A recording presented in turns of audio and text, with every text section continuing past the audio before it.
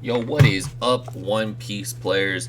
I'm coming at you today with a very successful LinLin deck that I've been piloting for the last couple of weeks since a little bit before Gen Con and a little bit after. But I've been preferring LinLin over Katakuri a lot just because it feels like I'm more of like an 8 or a 10 life leader. And her ability is really, really strong, and you're just really trying to manipulate as many of the triggers in the deck that yellow possibly offers.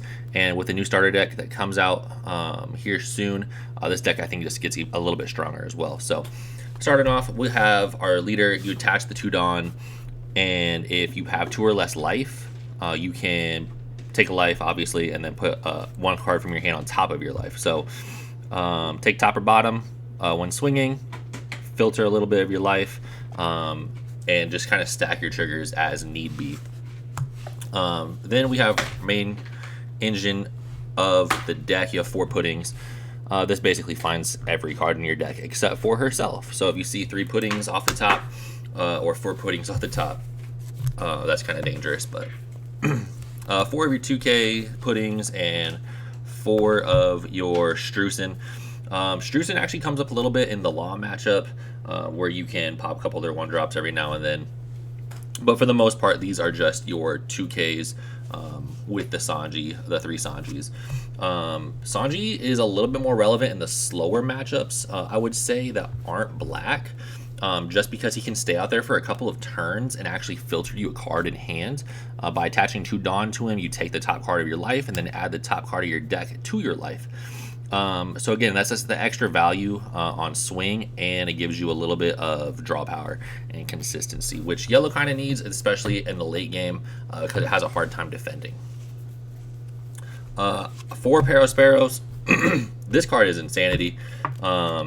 This card, literally, you just play this on your 3 Dawn play, or you hit this off of life, and it just puts a 3K or a 3 cost 5K battle card out there that punishes your opponent for killing it, because then you find the majority of the rest of your deck. You're always playing this at 4. I don't see a universe where you don't. So my favorite card in the deck right now, just because you don't care about taking life as much, because you can rejuvenate it much faster than Katakuri, I would say, is running the 4-drop Katakuri from the starter deck. We run 3 of this because we want to see it as much as possible and punish our opponent for swinging with too many cards, punish them for putting us down farther than them and them not expecting this.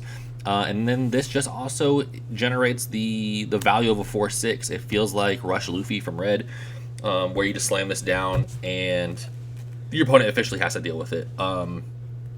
This just applies a lot of pressure mid-game and even late game. If you don't have one of your higher end cards, you can establish this in another 4 cost, and it just puts in a lot of work. We want 1 opera. I'm sticking with 1 opera because I'm only running 3 smoothies, so this is like my 4, that and the Katakuris are my 4 cost engine. But Opera is another 4/6 that runs with the Katakuri, but this is a combo power. That is the main reason you want to run the Opera. And then Smoothie has the 1K combo power, or counter power, I should say. And then she also has the trigger where if you see it off a life, you can discard a card and play her. So very, very relevant. Smoothie is also very strong in this deck in comparison to Katakuri, because you can loop her effect with your leader effect. So you basically swing with her first to take the life, which will put you down to 3, putting her to a 4/7K, which is basically ripping 2 cards out of your opponent's hands or an event card, or they're going to take the damage.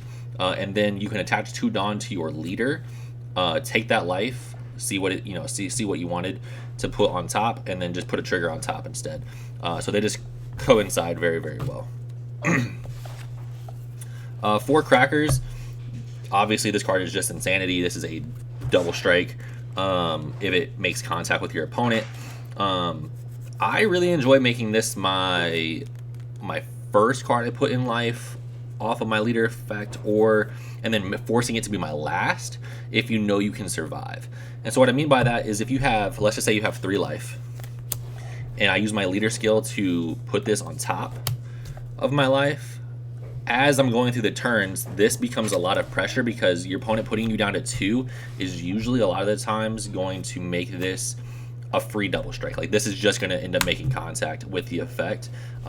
If not, then what I like to do is I like to actually put this on top if I can survive, take a card from my leader effect the next turn, put another card on top that's a different trigger, and force this to the slowly to the bottom by putting cards on top. And then as this is your last life, this is now a swing that generates so much value in the basically the end stages of the game. So yeah, Cracker is insanity in the yellow. 3 Brulees. This is going down to 2 when I get the new event cards from yellow. This card is just basically a blocker. She generates the value that she is, right? She triggers, you play her off of life, and she just blocks. She just blocks and tanks an attack. In this deck, I think that Brule is 100% better than in Katakuri because LinLin literally lives in the trigger state of the game. 2 8-drops. This card also broken. Nothing else I can really say about it. This clears the Marco, and just forces your opponent to punishes them basically for playing a card that they were trying to get a lot of value off of. So Katakuri absolutely necessary, but I think at 2 is where the deck thrives. This is your MVP of the deck, 100%. If you're on curve and you're playing at the battle cards like you're supposed to and not playing the slow game, so you're playing all your 4-drops, all your 3-drops on curve, then slamming this down basically forces your opponent to give you a life every time. If they don't, you're putting them down to kill range, right? So this is a 7 cost, 8,000 power, and it forces your opponent to basically give you a life, which is where LinLin, I think, is, again, just a 10 cost leader, where in Katakuri, I think a lot of times the idea is to actually take the life against Katakuri. In LinLin, I think you're forced to give them the life, which, again, LinLin thrives off of. So cracked card. We are playing 4. Yeah, we are playing 4 of the Big Moms. I forgot to have this card, but this card goes back down to 3 because you don't need a C10 drop every time, right? Like tapping out for this card, you have to have game, right? Or you're just putting yourself in a very vulnerable spot as yellow. So going down to 3 is still good. Like this card's still cracked, right? Like you're still critting a life off your opponent. You're still gaining a life. So this off of 7 drop is extra 2 life. Yeah. And for my triggers, we play 2 Sovereignty right now. This is basically says give me a free life. This says keep surviving a little bit longer by pitching 2 cards. I prefer to have a lot of cards in hand so that this is always live. Or you leave 2 up and you get out of a 9k swing, or even a 10k swing. You do the tap 2 for this to become a 10k, and then you pitch another card. Shout out to my buddy Lee for turning me on to Thunderbolt. I was not a fan of this card at first, but he showed me that if you actually use the activate man and crit the life, you can get to your leader skill a lot faster, which means you're cycling a little bit.